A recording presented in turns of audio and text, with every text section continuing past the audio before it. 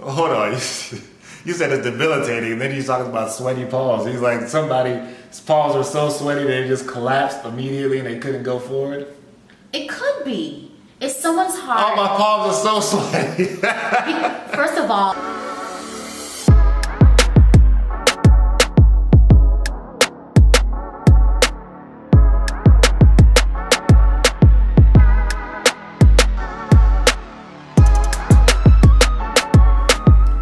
Hey everybody, welcome to another episode of House of Ways and Means. Today we are going to continue our series on behavioral health diagnoses. So, what are we talking about today? We are talking about performance anxiety. Alright, so performance anxiety. It's a term I've heard a lot, but in your clinical experience, what would you say the definition of performance anxiety is? So performance anxiety is the anxiety felt by an athlete or someone who has to perform in some capacity. You could be a ballerina, someone who's going to be a comedian, performing in front of a live audience, or in an auditorium, or a sports center, or something. You are performing something, and it's the anxiety that is felt when you are going to perform.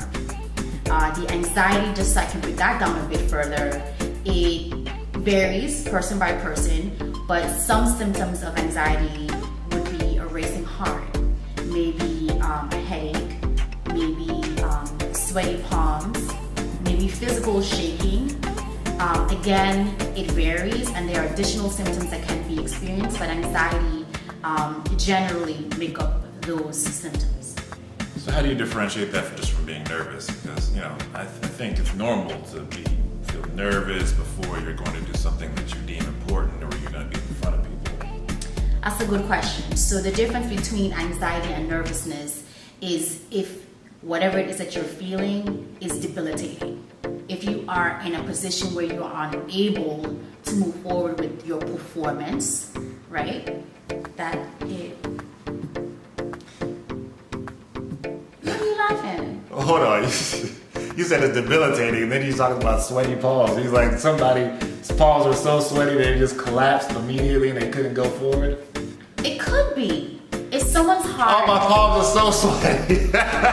First of all, sweaty palms is just one symptom, and not everyone might experience that. Again, like I said, people would experience different symptoms, right, of their anxiety. And so generally, a lot of people speak about the heart palpitations that they experience, to the fact where they physically can't move. Sometimes they have difficulty breathing, right? They experience shortness of breath, because that's another symptom I didn't mention previously. But that's something that you experience where it literally can stop you dead in your tracks from being able to perform whatever it is that you're set to perform. In regards to the difference with nervousness could be maybe you can feel your heart beating and maybe you're excited, or maybe you are sweating. You could be experiencing some of those things, but the difference is that it doesn't stop you from moving forward and being able to perform and being able to, do what you need to do. All right, so could you talk a little bit about the onset or the causes? Because I would think that if somebody has this performance anxiety, they'd never get started. Like, how would you ever become a ballerina or a musician anybody wanted to see if you, from day one, just couldn't get on stage? Well, so anxiety can happen over time, right? Anxiety is excessive worry that's debilitating, right? It also stems from fear. So unexplained fear. I guess a good way to describe it is, let's say your response to the fear far outweighs how you really should respond to whatever it is that you find fearful. So over time, that fear can grow. So someone who may have been able to perform, may have no issues, there could be something that may have occurred that would allow them, or that would make them need to make some form of adjustment. And then their fear of having to make that adjustment could affect the situation. So say for instance, people who may have been performing since they were a little child. As they continue to develop, they may experience some feelings of inadequacy because of the way that they look, way that they have developed. And so something like that could lead to them being fearful because they are fearful of how people might view them. They're fearful of maybe they developed a stutter, something that they've never had before.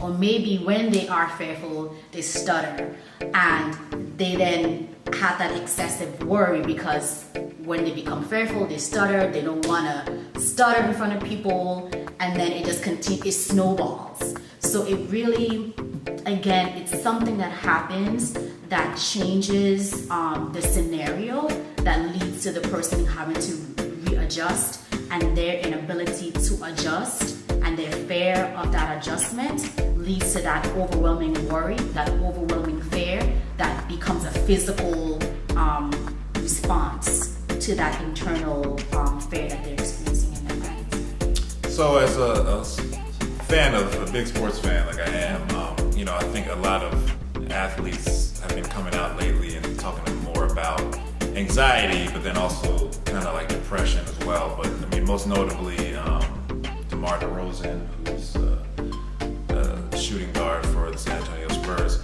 But as Philadelphia sports fans specifically, I remember years ago. I mean, there are a lot of kind of pioneers, at least from a player perspective, of people who say, well, I had this issue and making it public. But before, it was almost made into like a joke, like they were viewed like weak or whatever. So I remember years ago we had a player, the Eagles had a player called named Sean Andrews. He was a high draft pick, first round pick out of Arkansas, I believe, and he was offensive guard.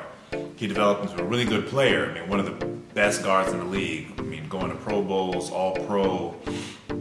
But suddenly, he just started appearing on the injured list and like missing games, but nobody could really say what was wrong. It was all speculation. They didn't have a specific injury to say that he had, and it was odd.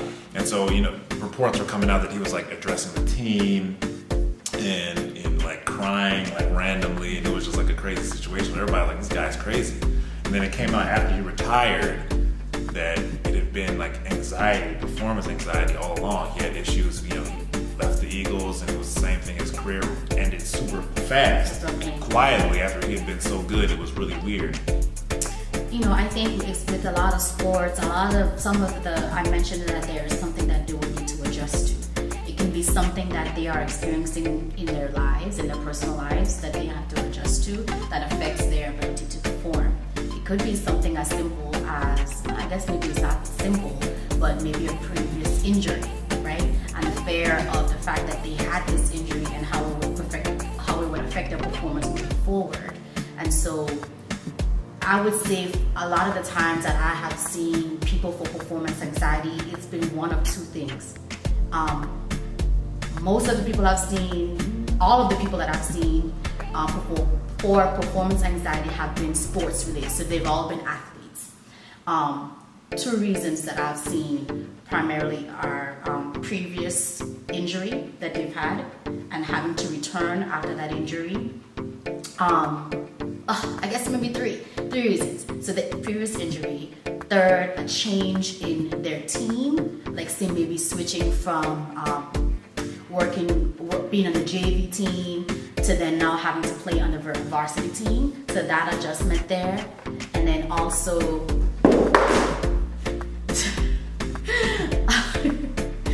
my phone's going off, y'all. He just threw it on the floor. Anyways, I can't help it that I'm an important person. And then the third reason would be because of something that they are experiencing in their home. So a change, an adjustment to their relationship, maybe something with the child or with a significant other or with a parent. So I don't think people realize how much relationships can affect the way that you respond in your job or whatever it is. We don't really have a sense of what people may be saying to these athletes in a home setting. Like, you think you're so bad at doing this, or you think you're so great. I bet you won't be able to do, to do it this coming Sunday or whatever, or this Friday night basketball game, or whatever it is. Or it could just literally just be stress that may not even be directly related to the athlete, but it could be stress that's within the family. So say maybe parents are going through a divorce, or maybe parents are having a difficult time with co-parenting to the point where that child or that teen would take it on. I've seen that. And so again, the reasons, it's always something having to do with some form of adjustment. From what I've experienced, I don't know if other therapists have seen anything else, but it's always something having to do with some form of adjustment or the other that the athlete or the performer has to adjust to, and they're finding difficulty adjusting to it, or they excessively worry about having to make that adjustment, or excessively fearful about the adjustment that they need to make. So I know that in a previous video you walked us through a nice relaxation routine that would probably help somebody going through performance anxiety, but could you just quickly talk about a run of treatment for somebody, a client who sees you and they're having this issue? So I guess one of the things that I like to do is first I like to get a base of the person's current performance. I also like to get a history of the performance that they've had in the past. That's just what I do for kind of any treatment. Moving from there, we talk about what they think has led to their symptoms. We also talk about the symptoms. Being able to talk about the symptoms and normalizing the symptoms will help an individual with working through the symptoms that they experience, determining, hey, is this truly a psychological a symptom or issue that's manifesting in a physical sense, or is this really a medical issue or concern that needs medical attention? So being able to assess that and treat for those things as they are identified. And then also creating a very safe environment where the person is able to discuss all the issues. Sometimes it could be something in relation to sports, just the team, maybe to a particular coach, maybe it could be something people are seeing on their social media page.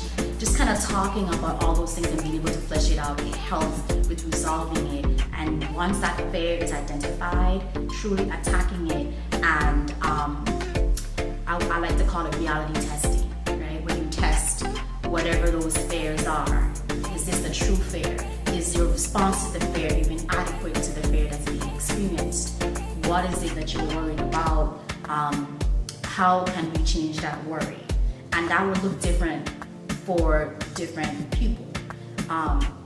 If it's something that stems from, like an injury, or, a previous injury, talking about maybe even having a consultation with the physician and what that means as far as being able to move forward. Is it possible that the person could re-injure?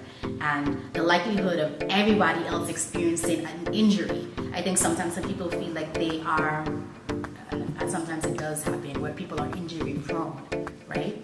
And their ability to still go back and play the game despite their injuries. So even talking about, colleagues of that person and how that person responds and what they feel is an appropriate response, and just really just creating an environment where the person feels comfortable sharing not just their thoughts and their feelings about what it is that they experienced, but making smart goals where the person could work through the fear that they're experiencing. Being able to mark how often they've experienced fear, how often are those fears coming to mind. Is it 20 times a day? And then you continue to track the progress throughout the treatment and make sure that it's something that's decreasing. If medications are needed as far as treatment, as your question asked, that's assessed. Sometimes talk therapy isn't enough. Sometimes you also need medication therapy as well. So the combination of the two for anxiety can really help, especially dealing with a lot of the physical symptoms that the person may experience as they're experiencing anxiety. All right, so I think that about sums it up, right? So we're gonna put up a link up here, wherever it shows, to that old video with the relaxation routine. If it helps some of you guys out, give the video a like if you got something from it. Comment down below if you have any further questions about anxiety, or you have any comments about things you've experienced yourself. And if you're viewing us on Facebook, consider going to the link to the YouTube page. We have a lot of other videos you can check out. And we will see you guys later. Bye.